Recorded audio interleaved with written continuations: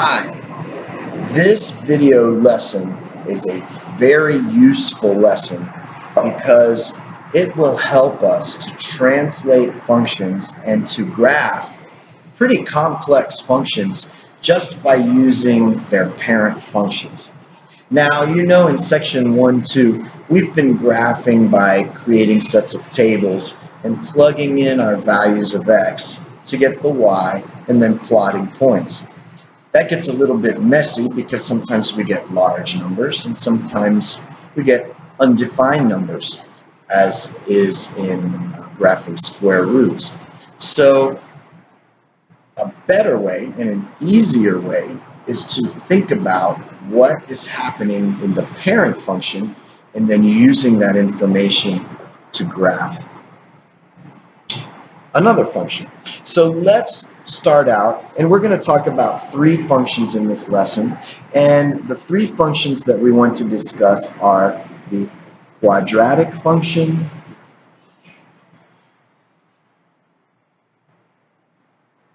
the cubic function,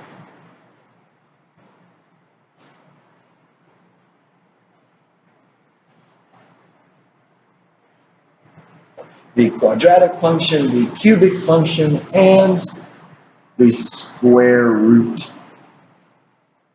function. Let's start with the quadratic function. We know a lot about quadratic functions. Let's just draw a Cartesian axis, small one, just to sketch.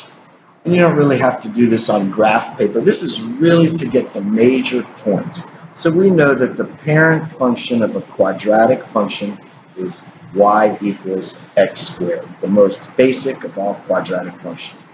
And we know that when we plug in values of x, the values of y will always be the same for our parent function. So when x is 0, y is 0 squared, and 0. We also know that when x is 1, 1 squared is also 1. Now we also know that any negative number raised to an even power, or any negative number squared, we will still get a positive number. So even when x is -1, we'll get a positive 1, which is why the parabola will open up in this situation. Now, when you punch in your calculator, some of you are punching in your calculator -1 squared, and your answer comes out to be a -1. And that's not right, because we don't want to add the negative at the end. What the calculator is doing is squaring the 1 and then tagging on that negative. But really what you want to do, if you're ever going to square a number in the calculator, you want to put those parentheses, because now the entire -1 is getting squared, and that's when you'll get your answer positive. Just a little trick. Now we know the next value is when x equals 2, y equals, I'm just going to come on up here to show you, y equals 4. When x equals -2, y still equals a positive 4. And we get a nice, smooth flowing parabola with these major points. We've got 0, 0, 1, 1, 2, 4, -1, 1, and -2, 4. These are great points to memorize and great points to know without having to plug it in and figure them out, because you'll often be asked to just graph the parent function first, and you won't have to do anything. You know those are the points for the parent function. We'll use those points and translate them once we start to see more complex quadratic functions. Okay, so let's move on to the cubic function. And I'm just going to come on over here, and I'm going to a small graph of the cubic function, and we know that the parent function of the cubic function is y equals x cubed. Now we can take that y equals x cubed, we can pick values of x to find out what y is, but let's just do a few. How about 0? When x is 0, 0 cubed is 0. Here's another easy one, 1. When x is 1, 1 cubed is 1. Now here's the great part. When x is negative 1, negative 1 cubed. Now, we know that any negative number raised to an odd power, the answer will still be negative. You got a negative times negative, which is positive, times another negative, and your answer is a negative 1. That's why the cubic function does go negative. Now this so far looks like a linear function, but we know that it's not. We know that it's a cubic function, and if we plot 2 more points, we'll get what we know the cubic function looks like. Let's go to x equals 2. When x equals 2, 2 cubed is not 6. 2 times 2 times 2, 8. So I'm going to come way on up here and just kind of put that dot. You can see it up there. And then I'm just going to say, oh, let's erase this arrow and go a little bit higher. Give you a little more room. That's 8. When x is 2, y is 8. And when x is negative 2, y is a negative 8. And that's going to start to get us the shape of the cubic function. So let's just trace that. And you know that's what the parent function of a cubic function looks like. Now we know these points, and we always know these points of the parent function. So when it's time to write another cubic function, we'll identify it, recognize it, and translate these major points to get the function translated from the parent function. Much easier than plotting points.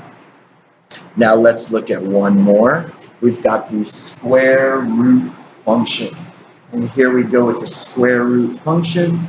We know the square root parent function is y equals square root x. Very good. Draw a quick Cartesian coordinate. Now, we know that when we were punching in numbers in the calculator, any negative number under the radical or under the square root will get us an error, and that's because a square root of a negative number becomes a complex number or an imaginary number, which means it doesn't fit on this real number axis. So it's not a real number, so any negative number will be undefined for any negative values of x. So we can start at 0. Square root of 0 is 0. The square root of 1 is 1.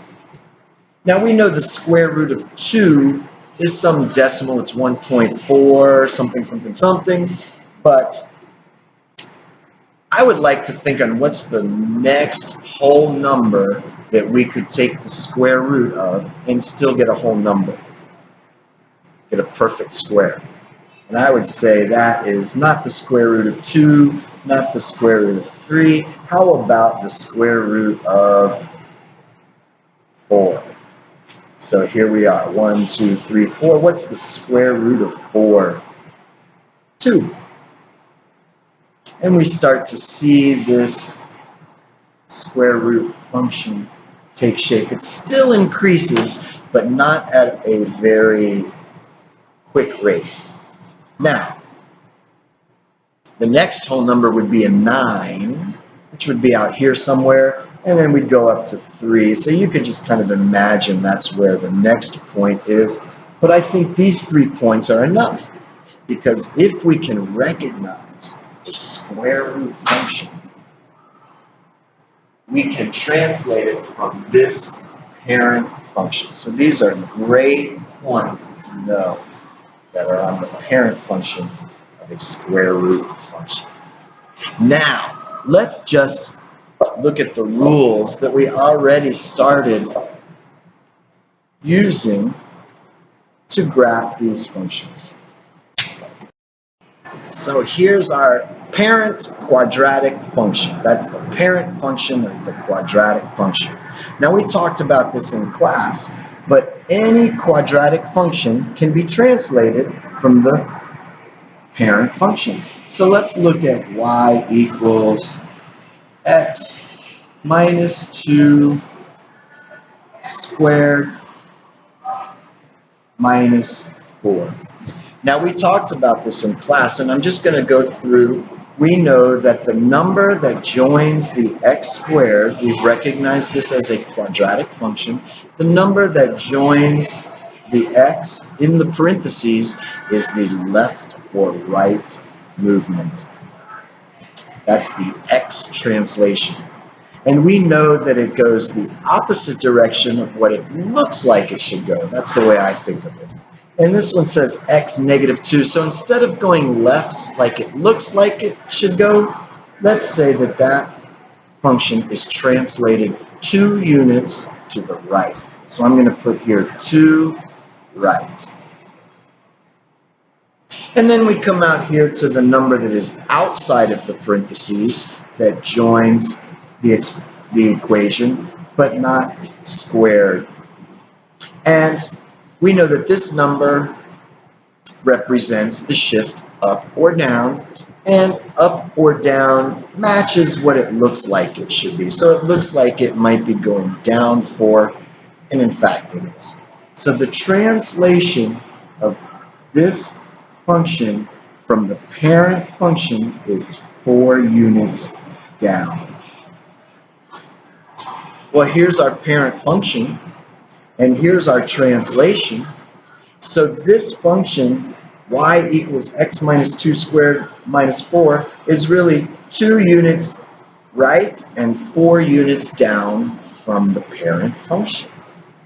So we can use these points and translate each point 2 units right and 4 units down to graph that parent function. 2 right, 2 right, 4 down. 2 right, 4 down. 2 right, 4 down. See how these 3 points are just like these 3 points, but move 2 right and 4 down. And then we can do another 2 right, and I'm just going to kind of show you it's about right there. And this one's 2 right and 4 down. It looks like we can get something here. And I'm going to graph this parabola. Now, of course, since you're doing this on graph paper, you'll be able to see very clearly where these points lie. But just for this purpose, I'm going to show you. Look at our parabola. It has translated 2 units right and 4 units down. All right, so let's look now at the cubic function. Let's just do a simple one on this one. How about let's do y equals x cubed minus 4. Let's do this function as a translation from the parent cubic function. So is there a number that's joining the x cubed in the parentheses? There is not. So will there be a left or right translation? I think so. However, there is a number out here that is not in parentheses, and that's the number that will represent the up and down translation. And because it's negative, it will translate down. All right, so here we go. This is an easy one. Every point will translate down 4 points. So I'm just going to go down 4. I'm just guessing. Down 4. Down 4. Down 4. And down 4. And when you have graph paper, you'll be able to see that a little better.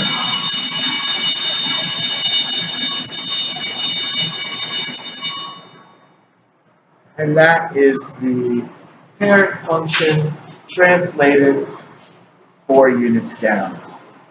Saved by the bell. Let me give you one more thing, and you do this one on your own. This is the square root function. And I want to see, can you graph, based on those translations, y equals the square root of x minus 3 plus 2.